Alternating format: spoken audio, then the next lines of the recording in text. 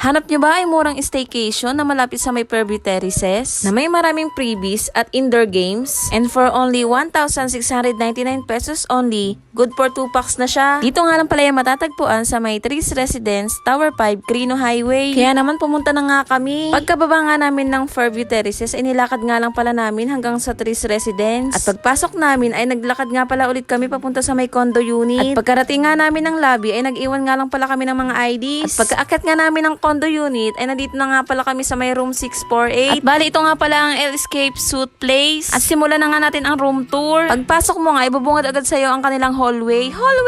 Bali meron nga pala silang oven, rice cooker, complete kitchen utensils, at induction stove na pwede nyong gamitin for free. Meron din silang ref dito. At pwede nyo nga bilhin ang mga ito sa kanila para hindi na kayo bababa. Meron din pala sila ditong malinis na CR at shower heater.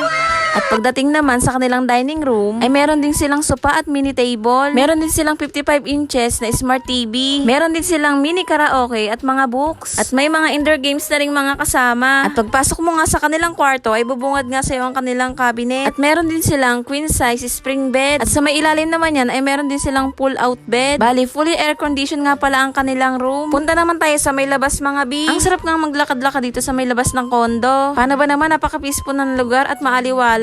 Napakalinis din at pwede kayong tumambay sa mga gedli. Pagdating naman sa kanilang pool area, ay nagbayad lang kami ng 150 pesos per head para makapag-swimming. 7 AM to 10 PM nga lang pala ang oras ng pag-swimming dito. Kaya naman ano pang inaantay nyo mga bi, punta na rin kayo dito. At ayun lang muna for today's video. Thank you for watching mga bi.